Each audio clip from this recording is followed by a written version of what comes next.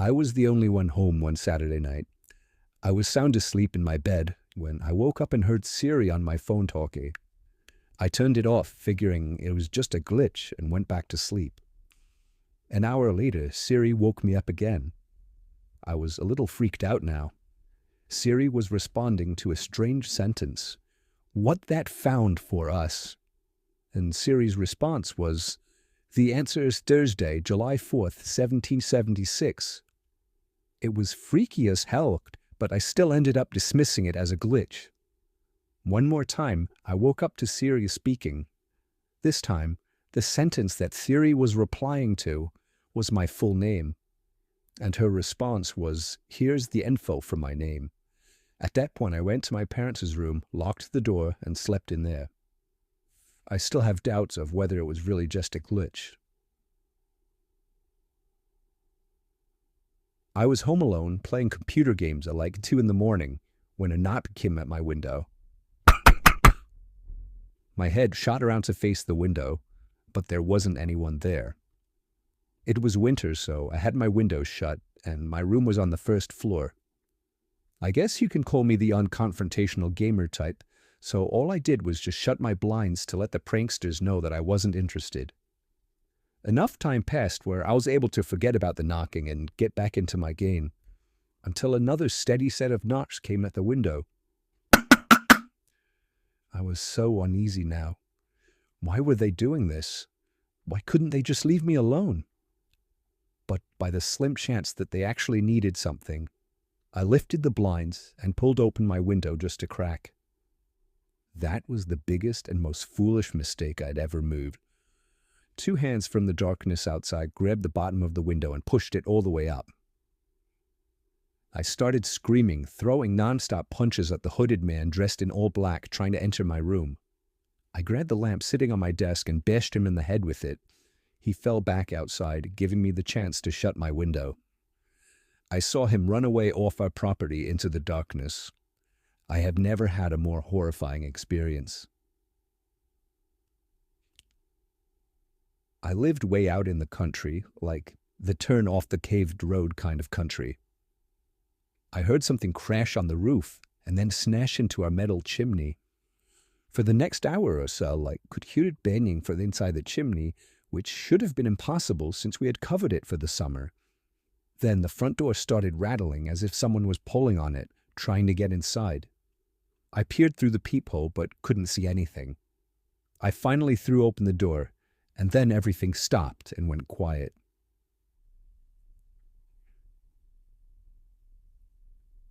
I was home alone one day in the summer.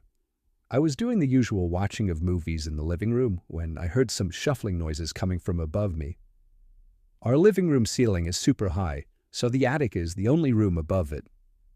I lowered the TV down a little. I could better hear the shuffling noises coming from up there. The attic was connected to my brother's bedroom through his closet. I went to his closet and opened the attic door. The light in there was broken, so I had to use a flashlight. I only made it about 2 steps in before I heard the sound of the weak wooden floors across the attic creaking and then the sound of something brushing up against one of the plastic dags on the floor. I jumped out of the attic, slamming the door shut and calling my parents. My dad had a look in there when he got home, but he didn't find anything. I'm just happy it's not my room that's connected to the attic.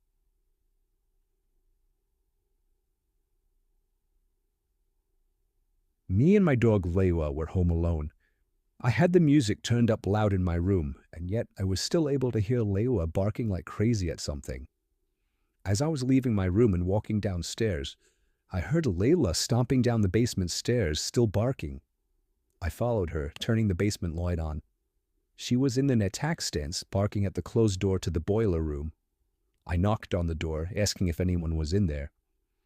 Layla was going crazy at this point, jumping on the door, scratching it, basically trying to break it down. I decided that if something was really in there, I didn't want to see what it was. I dragged Layla by the collar all the way back upstairs and locked the basement door. When my dad got home, I made him check the boiler room, but on his way there, he saw that there was a letter placed on the wall by the basement window, and the window had been smashed open. My dad called the police, sounding worried, but I didn't yet know what was going on. Turned out Waylo was barking at an intruder, and that I should consider myself lucky that I didn't open that door. It was very common for me to be home alone at night, as I only lived with my dad, and his shifts would constantly shift from days to nights. This happened around the time my dad was doing night shifts. I would stay up really late on these nights watching movies. It's always taken me a long time to fall asleep, so after turning off the TV to go to sleep, I'd probably laid there for a good half hour. Then I heard a toy fall over in my toy closet. It was nothing too suspicious, but it still creeped me out. But then the doorknob to my closet started to wiggle, until finally unlocking the door, I put under my covers, not making a sound. It was strangely quiet for a good 2 minutes, so I finally peeked my head out of the covers. There was a figure standing next to my bed, looking down at me. I screamed at the top of my lungs and began hugging the wall behind me. The figure looked out the window and then just walked away out of the room. I stayed in that position for like an hour before checking if he was really done. The front door was left wide open, so it seemed he had left. I didn't get a minute of sleep that night. This story's from the point of view of the 16-year-old girl. I used to have a boy living next door to me that was obsessed with me. His name is Joey. Every time I would go outside, Joey would come outside as well, as if he were watching me through his windows waiting for me. He was 17 and very weird, and he didn't seem to have any friends as he was always home. I tried to give every sign possible that I didn't like this guy, but he wouldn't get the message, so I had to finally just tell him one day that I don't like him and to leave me alone. The look on his face that day is something that won't leave me. It was the kind of angry look that toddler gives their parents when they can't have a toy. Coming from a 17-year-old, that's much more disturbing. One night, my parents left me to watch the house. I was working on a school project when I felt my bed shift a little bit. I looked under my bed. I screamed as I saw Joey laying under my bed. I ran away while he tried to crawl out from under my bed. I ran to his house and rang the bell at least 10 times, telling his parents about it when they opened the door. Joey never came out at my house, so I called the police. His parents begged me not to, but I ignored them. The police found him still in my room and arrested him. Apparently, he admitted this wasn't the first time he had hid under my bed. They also found pictures of me scattered across his room. The most disturbing one was of me sleeping, and it was taken from inside my room.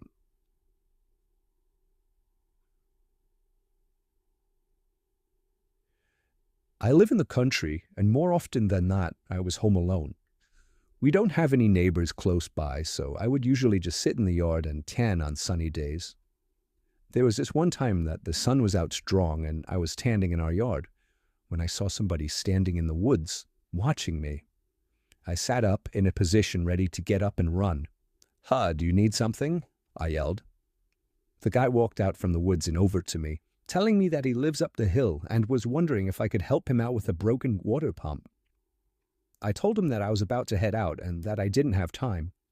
It was a lie, of course, but there was no way I was going with him. He walked off back into the woods until passing a boulder, and I couldn't see him anymore. I was more creeped out than I'd ever been in my life. So with that, I folded my lounge chair up and went inside, being sure to lock all the doors and windows. You would think it ended there, but it didn't. About an hour later, I realized I forgot my sunglasses outside in the grass, so I went back out to get them. I made sure the guy wasn't anywhere in sight before going out there.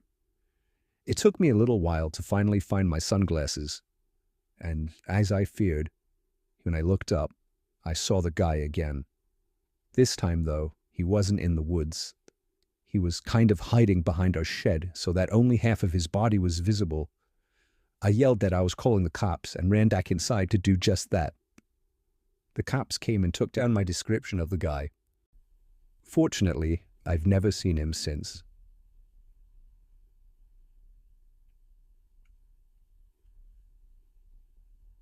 This happened to me when I was really little. I was 7 years old, but I still remember all of it like it happened yesterday. I was sleeping over my grandma's house, like I always did when I was little. She never drove her whole life for some reason, so she would constantly be taking long walks everywhere. One day when I was sleeping over, she wanted to walk all the way to the library, which was like 10 blocks away. I didn't want to take that walk. I was a lazy kid, so she went off and told me not to enter the door to anyone. My grandma was the kind of person that was strict and she didn't baby people, so it wasn't unusual for her to leave me by myself at such a young age. Sometime while I was alone, the phone rang. I, being a dumb and curious little boy, answered it. It was a man on the other end. I remember he said, "Who is this?" I said, "Danny." "Are your parents home, Danny?" I said, "No." "So you're home alone right now, Jenny?" I said, "Yes." "Where are you at right now, Jenny? Do you know the address?" Somewhere in Queens," I told him. "All right, Danny, bye-bye now." He hung up. I don't even remember thinking twice about it, but the story didn't end there, unfortunately. I'd say almost an hour later, a knock came at the door. I remembered what my grandma said, so I remained on the couch. "I see you on the couch, do you know what I mean?" My little heart sank. I noticed him through the window. He was on the porch, staring at me. He was very creepy looking in, all gray, ugly, and a fat beer gut. I told him to go away. "I got some candy in my truck. Come on out, woman." I ran to the guest bedroom that I slept in and locked the door. Moments later, I heard the back door being fiddled with, followed by banging and thumping as he tried to break down the door. By some miracle, I heard the loud voice of my grandmother as she yelled at him to get the hell out of the yard and that she's calling the cops. I watched through the window as the guy took off in his ratty pickup truck as my grandma tried to get the plate number. Unfortunately, she didn't remember it, but she still reported him and his vehicle to the cops. My mom never trusted my grandma to watch me again after that, but I still know that if she had arrived even 10 minutes later, God only knows what would have happened to me.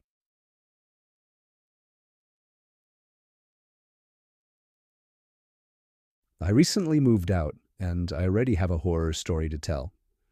The house I moved into isn't anything impressive. It's just a house that's appropriate for 1 or 2 people. But I'd say right away, I started hearing weird sounds coming from inside the walls.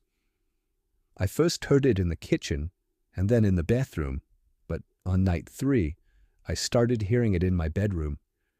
I was sure there was some kind of animal living in my walls. I just had to figure out how to get rid of it.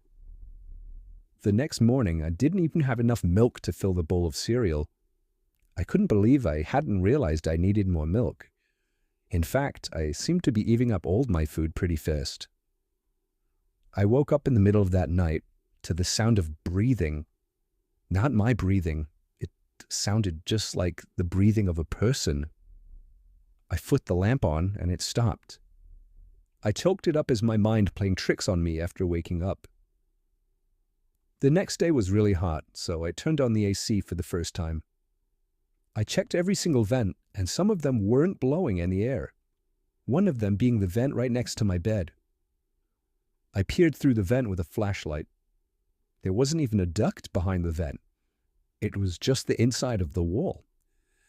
It seemed that whatever air duct was in there had been removed.